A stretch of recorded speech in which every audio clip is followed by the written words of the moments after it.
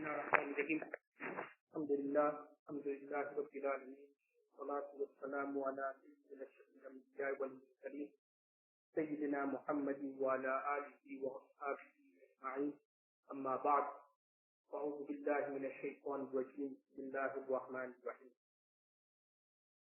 Inshallah, in this week's lesson we will be looking at the istinja section of Mukhtasar al-Hudud.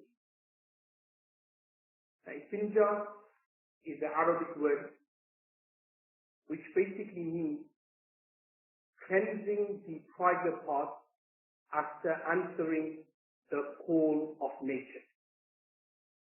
I.e., after going to the toilet and urinating or doing feces, then the act of cleaning and purifying our front and our back private parts is called istinja. Now, istinja is a very important part of tahara and purification.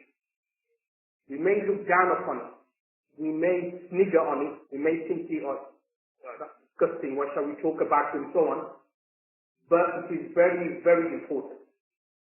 Because if your istinja isn't done properly, then the subsequent namaz which should be the subsequent du'as or supplication you're doing, or the tasbih or the tahleel which you're doing, is not going to be accepted by Allah subhanahu wa ta'ala. It's very important that we do our istinja properly.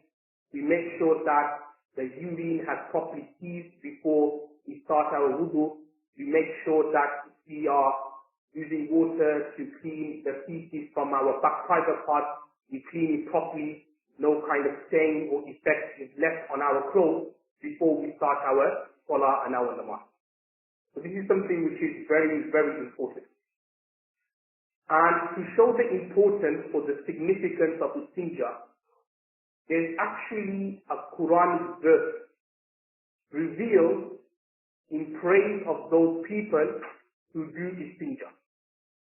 We think of it to be something bad or something disgusting, but in fact Allah subhanahu wa ta'ala has revealed a verse talking about and praising those people who do istinja. And in the Holy Quran Allah subhanahu wa ta'ala says, فِيهِ رِجَالٌ يُحِبُّونَ أَن يَتَطَهَّرُوا وَاللَّهُ يُحِبُّ الْمُطَّهِّرِينَ. And the Mufassirin of the Holy Quran, such as Sayyidina Ibn Abbas anhu and Imam Dhahhak, have said that this verse has been revealed regarding the people of Quba and regarding Masjid al-Quba, very famous masjid which we visit when we go to Medina Munawwara, and we go there and we pray 2 rakat salah there. So it was revealed regarding these people. Now when this verse was revealed, Rasulullah sallallahu alaihi wasallam went to the people of Quba and he said to them that, look, Allah subhanahu wa ta'ala has revealed a verse just regarding you. So what is it? What do you guys do because of which Allah subhanahu wa ta'ala has revealed the verse? So the people of Quba replied that we don't do anything special, but what we do say special or different or something unique which other groups or tribes of people do not do is that after we urinate or after we do istinja, we will wash our front private part and our back private part using water. So this is what they said.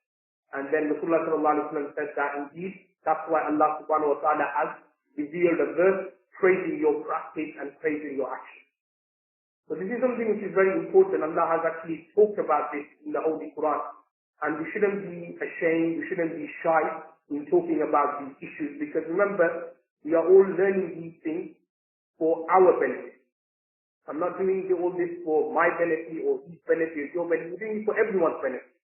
Because if we don't know how to do istinja properly and how to do our wudu properly, then our namaz is not going to be accepted. So who's going to lose out? Am I going to lose out? Is the person on the street losing out? No, it's actually we are losing out.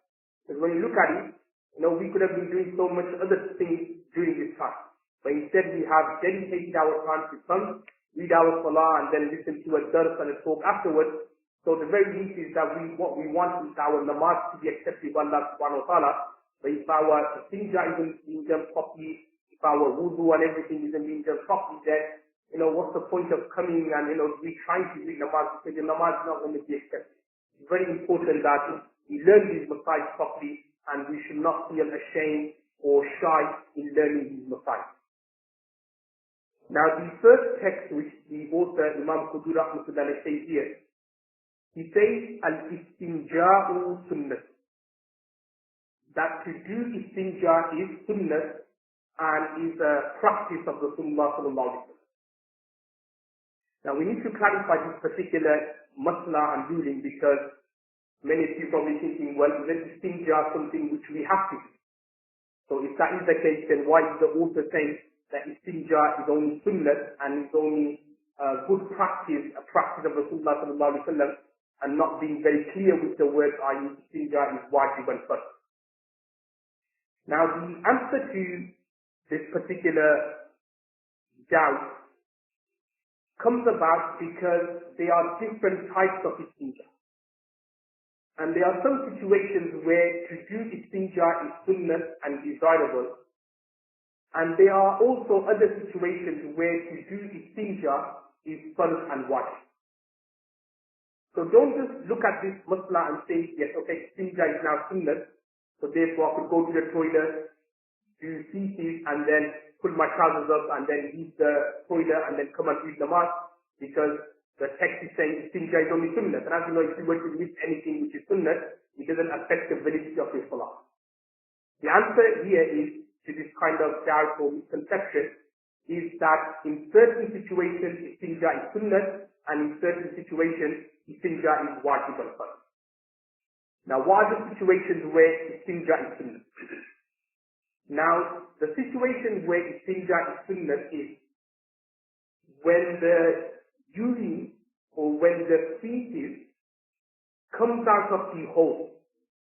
So when the urine comes out of the front private part, and when the feces comes out from the back private part. And when the urine is coming out or when the feces is coming out, it doesn't spread from its place. It doesn't spread from the hole, i.e. the hole where the feces is coming out. If it doesn't spread from there, i.e. it doesn't touch the side of the hole, but instead it comes straight out without it touching the side, then in that situation istinja would be sunnah. Now, I'll give you the example. It's similar to, now remember, this is something which is going to be impossible in this day.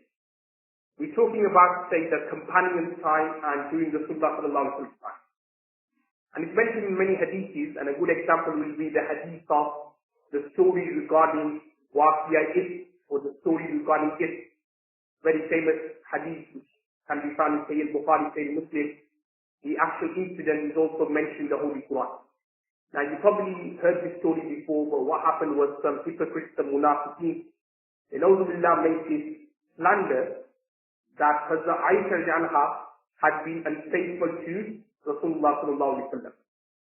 So, regarding Hazrat Aisha anha's bara'at, or regarding her chastity and her being innocent in this two rukus or sections in Surah Nur was revealed.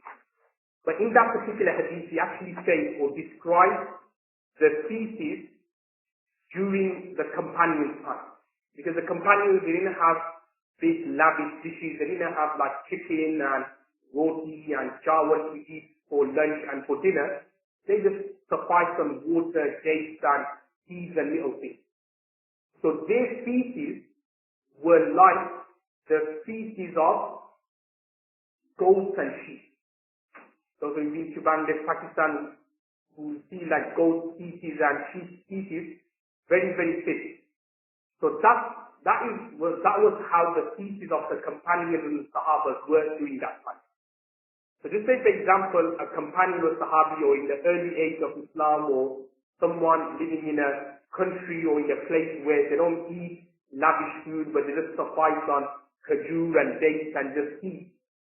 Their pahana and their feces are going to be very, very fit, to the extent that it comes from the, just imagine you see the hole in the dubur and the backside, it comes out without actually touching the side, just like it comes out really small. It's only in those situations where istinja is sunnah. Because when it's come out, it hasn't spread, it's just like come out like the same way feces from goats and sheep comes out. And similarly, when a person urinates, another example of the najas or the impurity not spreading is that when a person urinates, then what happens is that when he urinates, again the urine doesn't spread, it doesn't go all over the place, but instead it goes straight down. Now because in those two situations, because the urine and the feces, it's not spreading from its hole, but it's going straight down, only in those two situations is istinja sunnah and desire. So therefore, just say for example, you were studying at university or a college and you've gone to the toilet and you've done istinja, just say you've done number one, like you just urinated. So afterwards, you couldn't find any water to clean your private part. Now if in that situation, if you just suffice on tissue paper, use tissue paper, rub your private part, make sure that everything was clean, and then you left the toilet, then that is considered okay and permissible. That is considered okay and permissible. And it's only in those situations, that's what the author is trying to say, that istinja is sunnah. Now another situation I'll give where istinja is wajib and fard, and that is basically in this day and age. Now there's no need for me to go into any depth or describe it in detail, but basically we eat kind of like heavy food. So therefore when we go to the toilet, the pahana and the feces kind of spread from its place. So just imagine this is a hole. So when the pahana comes out, it like, spits out. It kind of like forces itself out. And when it forces itself out, then the pahana, because it's sticky and everything, kind of goes all over the place. So in that situation, because now on the hole and around the edges of the hole, there's pahana and feces, it's now wajib and first for you to do istinja with water. We're talking about the istinja being sunnah, by the way. I forgot to mention this as well. We're talking about istinja with water. So if you urinated, then it's sunnah to do istinja with water. But if you suffice on tissue paper, that is okay. But when it's pahana, when it's feces, like when it's spread from its place, then it becomes fard and wajib for you to do istinja with water. In that situation, tissue paper doesn't do the job. You need to use water, as only then will be considered pak and pure. Which takes you on to the first contemporary issue here, which some of you kind of find this as a problem in this day and age. And that is like, as I said, studying at university or college, they've gone to the toilet and they've done feces. So as I mentioned that it is wajib for them to use water, but there's no water around. So what they will do is that they will just use tissue paper, clean that area, clean their back area, and then leave the toilet. Now the question is, can they now start reading namaz in that state? Okay, so they've gone to the toilet, they've done feces, they've cleaned themselves with tissue paper. Now the question is that can they now just, as many universities and colleges provide prayer rooms, can they go to the prayer room and start reading namaz? So the answer is no.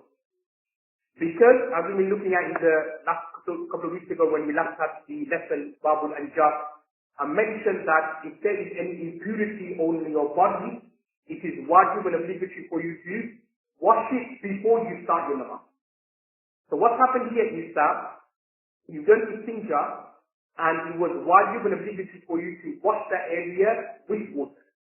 Now if in that situation, if you just suffice with tissue paper, obviously you have no other alternative, so you can't just like put your trousers up and use the toilet. You have to like clean yourself somehow. So the alternative was there, like you just have to use tissue paper. So I'm not saying you shouldn't use tissue paper, you should use the tissue paper. But the question we're looking at is that whether are you allowed to read namaz straight away afterwards. So the masla is no, unless you clean that area with water. So you can't go straight away and start reading namaz and accept that and expect that namaz to be accepted because you won't. It's only the situation that if you did urine, because as I mentioned, to do istinja with water is only sunnah there. So if you did urine and then you properly like cleanse yourself with tissue paper, you make sure you did istibra, what we're going to do later, you make sure that no urine was coming out, you cleanse yourself properly with the tissue paper, and then afterwards you go and you want to read namaz, that will be allowed. But when it comes to feces, then you won't be allowed.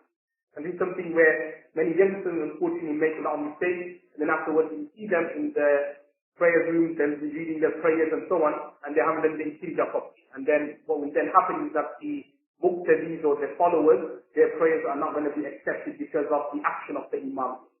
Therefore, it's very important that if you have done feces, because it's spread, it's wajib and obligatory for you to wash that area properly before you start your namaz. Otherwise, your namaz is not going to be accepted, and if people are following behind you, their namaz is not going to be accepted as well.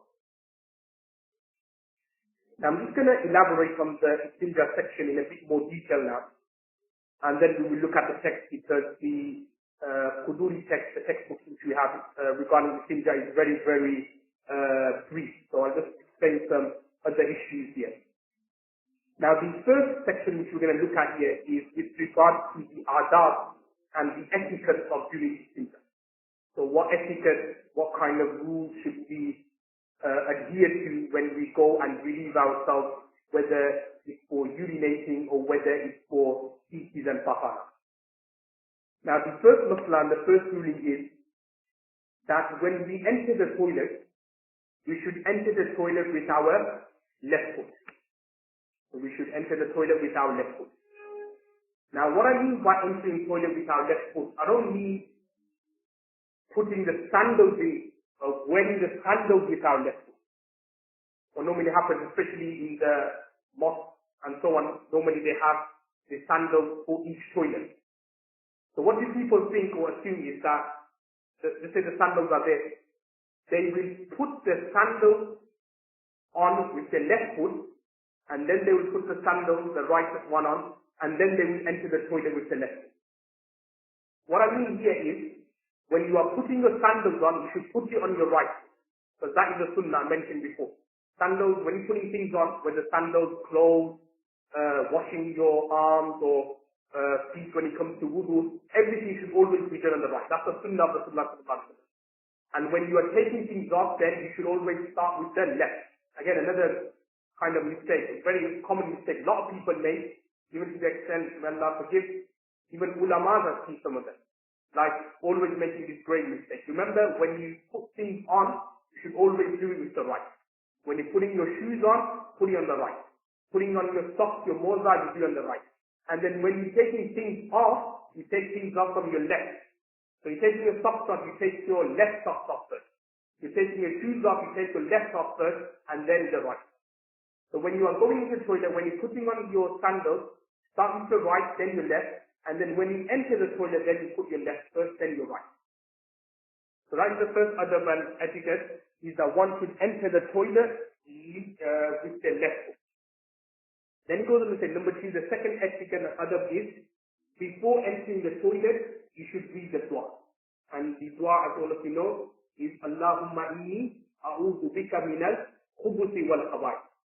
That Allah, I seek refuge from the khubuth and khaba'ith, i.e. from the male and the female demon or shayateen. So you pray this dua and then you go into the toilet. Now that leads us on to the next contemporary issue here, is that this particular dua which we should read, mentioned in the books of fiqh and whichever book you read, that you will always say that istinja mein dakhil hone se pehle, that before you enter the toilet or before you enter the Baytul Khala, then you should read this dua. Now that is simple, because when we are using the masjid toilet, a very, very small cubicle, so before we enter that small cubicle, we should read the dua and then enter. But just say, for example, if someone got a big, massive bathroom at home, where the toilet may be there and the bathroom there, so, and the door's there. So when he enters, does he have to read the dua, Allahumma inni a'udhu bika min al-khubuthi wal khaba'ith, before he enters the bathroom, or can he read it while inside the bathroom? And the same also applies nowadays, the various duas which we read for wudu, such as while doing wudu, Allahumma ja'alni min al-tawwabin wa ja'alni min al-mutatahhirin, and so on.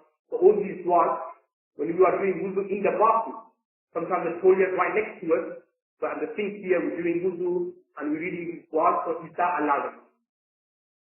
Now the masla here is, and which can be found in Raddul Mukhtar. Raddul Mukhtar, a very famous Hanafi book which talks about Hanafi jurisprudence. In that particular book, the author, he tells us the reason why we should read the dua before entering the toilet.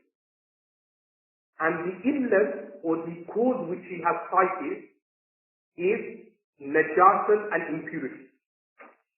Like he said that the cubicles or the toilet is a very dirty place, and because they are najasat all over, so therefore you will have to read the dua before you enter the cubicle. Now, cast our mind back and to the companion side. What you do, we don't even have to go all the way there. Those of you probably visited Bangladesh, Pakistan and so on. They don't have a flush today. Whenever they would go toilet, they never used to have the toilet at home as well. As far as I remember, they used to go somewhere far and do their toilet. And that place they would go, didn't have a flush. It was basically everything was there. They did the toilet, it was there.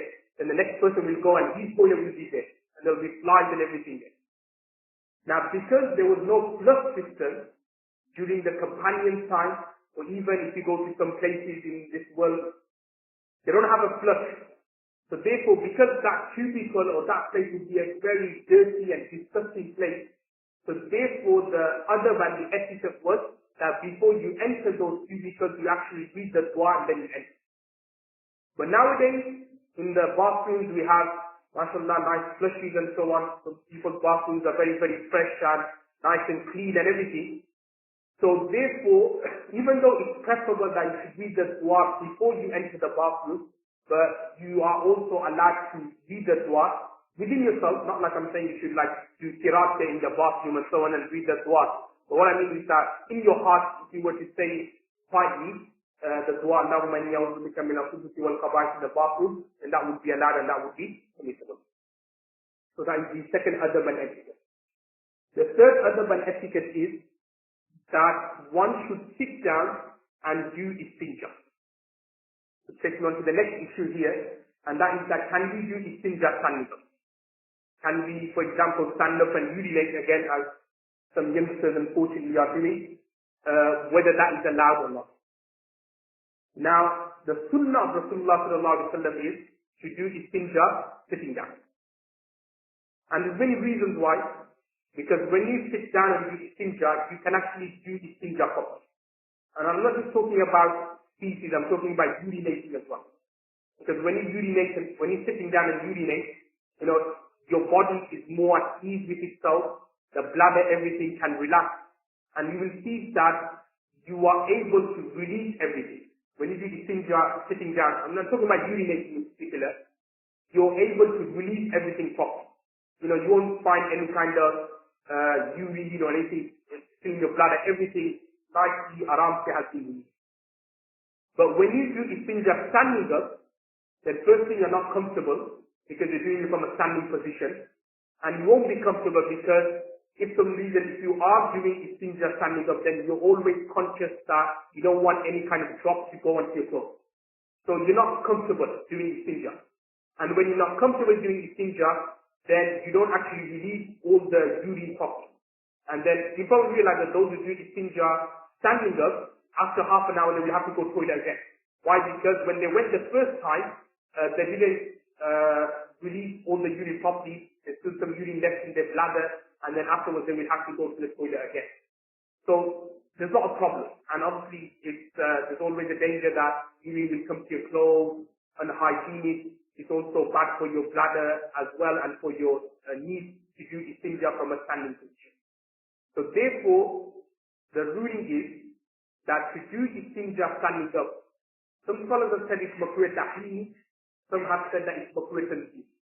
But where they are unanimous is that it is against the sunnah of Rasulullah sallallahu alaihi wasallam to do istinja standing up. Should always be sitting down. However, there are some concessions. Now what I mean by concession is,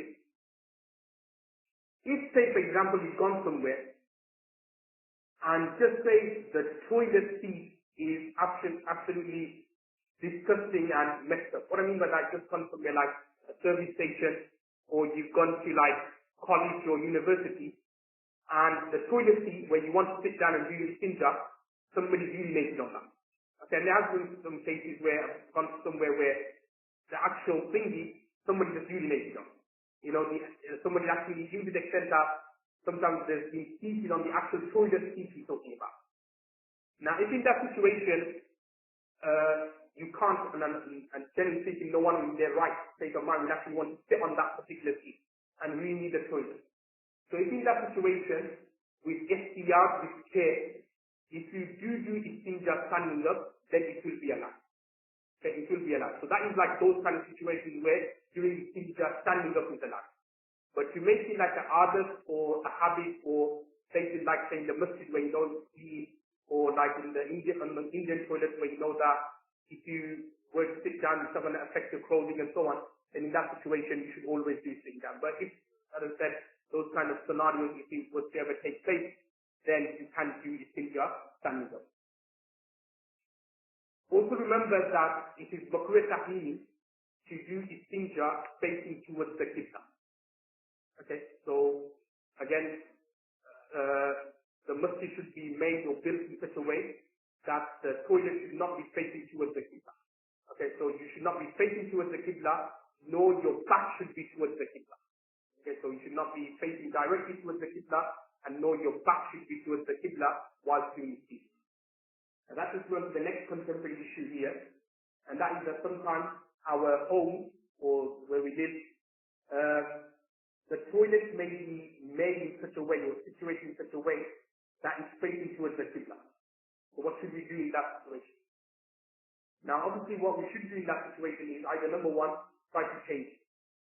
Call the plumber in, see that whether he could change the layout of the bathroom or not. And if that is not possible, like to say, for example, he can't because of wires or pipes or whatever, then in that situation, you should do istinja in such a way where you turn normally, it's like the English toilet which is normally we sit with our back towards the seat, you know what I mean? So in that situation, we should sit in such a way where, the other way around where, our back would not be facing towards the qibla.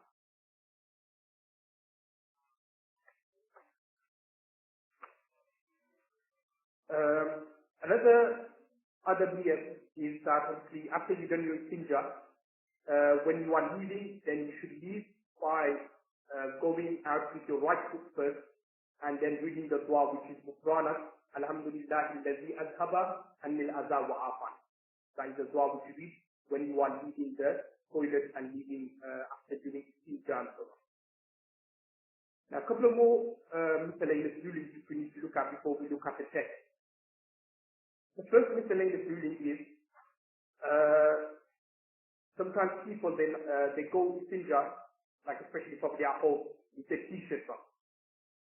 Now sometimes these t-shirts, you get these t-shirts, anybody being for to Hajj and so on, where it's got picture of the Baytul Mal. You get these t-shirts where it's got pictures of Baytul Mal, and it's got Masjid Nabawi or Masjid Haram and so on, pictures of Aqsa, and then they go istinja with those t-shirts. So the question is that whether that is allowed or not. The Muslim is no. Consider disrespectful, and again etiquette to go to the toilet wearing those kind of religious symbols into the toilet. Another masla here is with regards to going to the toilet wearing towels. Now the issue of towels, I don't want to go into too much depth, but basically the ulama, the scholars have said that it is permissible to wear towels as long as there is no shirk kind of kalima or word inside the towel. As long as there is no shirk, then it is permissible and jaiz and good. In the tawil, if there are Quranic verses different or hadiths mentioned by Rasulullah sallallahu alaihi wasallam, and then we give it to a little boy, say for example, to wear, then he left it is lawful and jaiz and permissible. But again, it's preferable sometimes we don't do it because sometimes people aqidah and belief is that they think that the ta'wil is making the better, whereas our belief and aqidah should be that Allah subhanahu wa ta'ala is making it better. And the question is that can we enter the toilet with ta'weez? The answer is yes, we can. Why? Because the ta'weez is kind of, it's in that kind of locket or in that kind of, not sure what it's called, but you know what I mean, it's in that kind of locket where, and then it tends to be covered with wax or something else. So because it tends to be covered, so therefore in that situation it will be permissible and allowed. Another ruling here is what I mentioned before. I said that it is sunnah to do istinja with water when you urinate it, or to do istinja, or it's wajib and obligatory to do istinja with water when you have done feet. Now what I mean by water in that situation was the physical state of water. So therefore it's not permissible, say for example, to use, baby wipes, and so on, so that won't do the job. Just say for example, if you've gone to the toilet, you've done feces, then to clean yourself with baby wipes, then that's not going to be okay. You have to use the physical state of water. And one last ruling which I should have mentioned before under the section of when we were looking at you can't do istinja facing the having your back towards the Qibla or having your front towards the Qibla. Just remember this principle, and that is that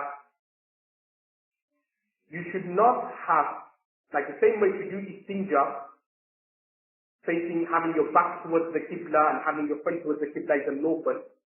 Also, exposing your sutra, exposing your nakedness, your private parts, in front of the Qibla is also unlawful as well.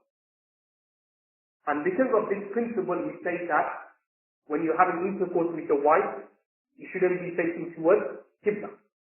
Why? Because you will be exposing your sutra towards the Qibla. So remember, the same way you're not allowed to do istinja facing towards the Qibla, similarly exposing your private parts towards the Qibla is also not allowed as well.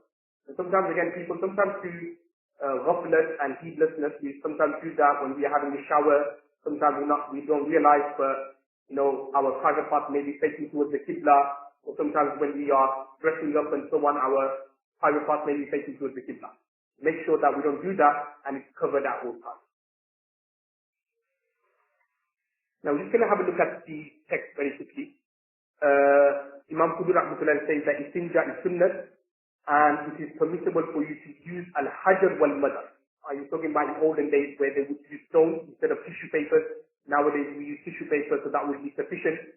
وَمَا قَامَ مَقَامَهُ يَمْسَحُهُ, and that which is like stones and bricks or cluster of mud, حَتَّى يُنَقِّيَهُ, until you clean. And then he goes on to say, وَلَيْسَ فِيهِ عَدْدٌ مَسْنُونَ وَغَسْلُهُ بِالْمَاءِ أَفْضَلُ. And then he goes on to say that there is no sunnat adad of doing istinja. What I mean by that is that you don't have to wash or use free tissue paper to clean that particular area, but instead, however many tissue papers you require, however many lotas of water you require to clean that area, then that is necessary. There's no kind of set limit that you have to use only 3 lotas of water, or you have to use only 3 tissue papers. However much is required, whether 5, 6, 7, it doesn't matter, to clean that private area, then that is necessary. Then he goes on to say, وَغَسْلُهُ بِالْمَاءِ أَفْضَلُ. To use water is more preferable. But as I mentioned that it is wajib and obligatory because of the food which we eat. And then he also goes on to say, a point which I've already mentioned, that وَإِن تَجَاوَزَتِ النَّجَاسَةُ مَخْرَجَهَا لَمْ يَجُزْ إِلَّا الْمَاءُ وَالْمَاءِ. i.e., when the feces has spread from its hole and its place, then it's not permissible or you cannot attain purity إِلَّا الْمَاءُ وَالْمَاءِ, unless you use water or any other fast or pure substance which can do the same job as water, i.e. in terms of eradicating impurities and najis. And then the next meaning goes on to say, وَلَا يَسْتَنْجِي بِعَظْمٍ وَلَا رَوْسٍ وَلَا بِطُعَامٍ وَلَا بِيَمِينٍ. That it is makruh tahlimi to do istinja with bone. Instead of tissue paper, if somebody was to use bone, then it's considered makruh tahlimi. Similarly, to use roast means leg or gober. Gober is like pieces of goats and sheep. Then to use that, then that is also makruh tahlimi. Wala bitu'ah. To to use fruit to do istinja, that is also makruh tahlili, and also wala biyaminihi, to use the right hand to do istinja is also makruh tahlili as well. Obviously, if you've got a problem with the left hand, or you paralyzed or something, or you cut your left hand, whatever, and in that situation, you can use the right hand. But generally speaking, you should use your left hand when it comes for istinja. Now, there's just one thing which I just want to mention before we look at a couple of more things before we finish. It's a very common thing which some people ask, and when you say this to them, people think, oh, it's one of those tales from our parents and from our grandparents. And the issue is with regards to Rasulullah sallallahu alaihi wasallam's beauty, or his fudulat, or his bahan. Now, it is the belief of the majority of the scholars and the ulama that Rasulullah sallallahu alaihi wasallam's beauty and his feces and bahana, they were both bark and pure. Only our beauty and our bahana and feces are impure. If it comes out, okay, we have to wash it. If it comes into a clothes, we have to wash it. But remember, Rasulullah sallallahu alaihi wasallam's beauty and Rasulullah sallallahu alaihi wasallam's bahana and feces are in fact bark.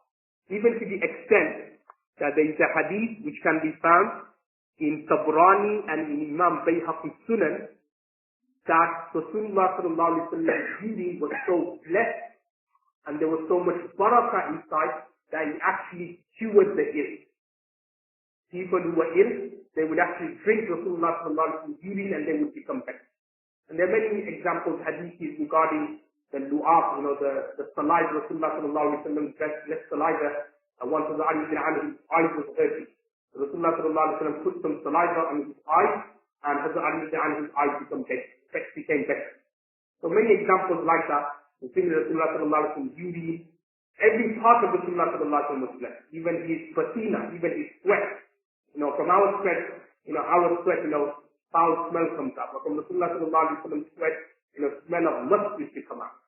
So similarly, Rasulullah sallallahu alaihi wasallam's beauty, according to the majority of scholars, which is far, and according to the hadith of Sunan al-Bayhaqi, even to the extent that there's actually shifa, and there's also cure for those who are ill and for those who are not well.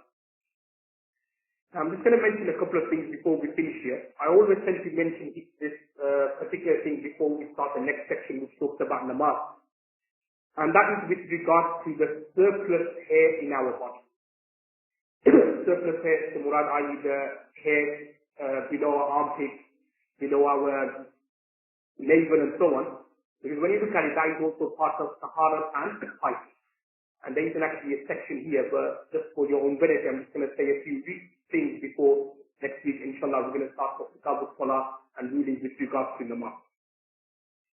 Now remember, it is sunnah to remove the hair below our armpit and below our navel every 7 days. And it's sunnah that we do it on a Jummah day, on Friday before we come for the Jummah prayer. We should do it on that particular day. Now, if we can't do it after 7 days, then we should do it within 15 days. And if we can't do it after 15 days, or up to 15 days, then we have to make sure that we do it before 40 days. Because if we haven't shaved it or removed it longer than 40 days, then our subsequent namaz is going to be makruh tahlil, i.e. the obligation of namaz will be done, but we will not get the full reward and the full sawab. Now, when it comes to removing the hair, the main thing is to remove it.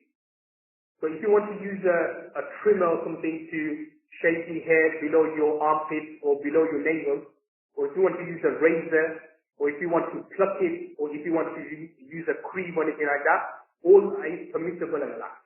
The main thing is to remove the unwanted hair. So whichever avenue or whichever thing you use, they will all be allowed and they will all be permissible. Now, just one final thing here is the hair which is between our buttocks or between our backside. So what is the ruling with regards to that?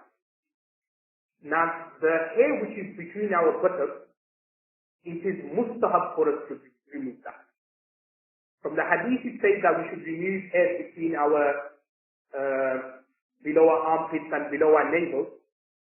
So it's like wajib that we do that. So if we don't, then as I mentioned, longer than 40 days, then our namaz is makruh tahdith.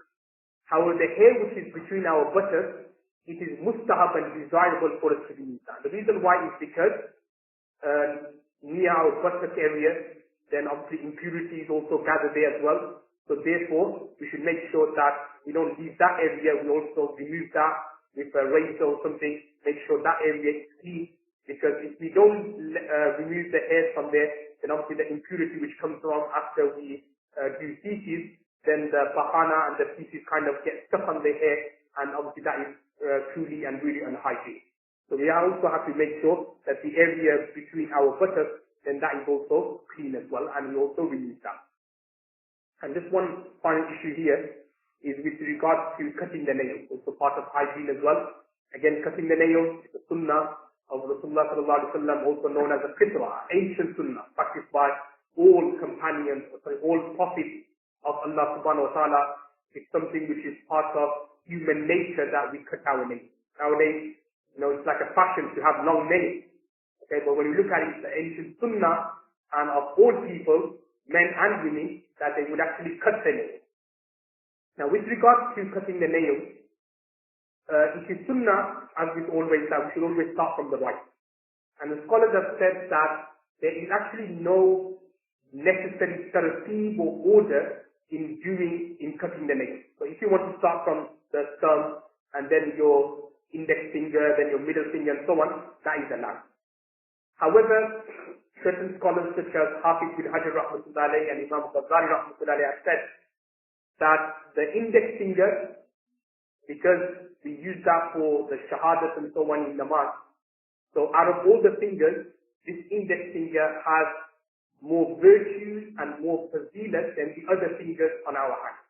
So therefore, when it comes to cutting our nails, some scholars like Imam Ghazali and Hafiz bin Hajar rahmatullahi have said that we should start cutting from the index finger. So we cut our index finger, then our middle, then our ring finger, little finger, then do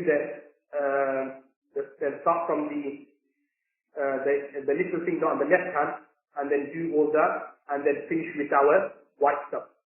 And then when it comes to cutting our toenails, then we should start from the little toe on our right foot, and then in one go, in one sequence, do all the way up to the little toe on our left foot. So that is the Mustahab will say desirable sequence or tartib in cutting the nail.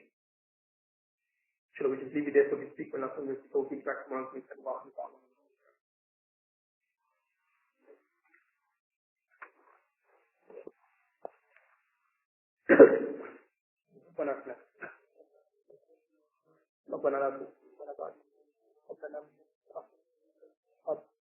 اللهم إنا نسألك علما نافعا وعملا طيبا وشفاء من كل داء وصلى الله تعالى على خير محمد وعلى آله وصحبه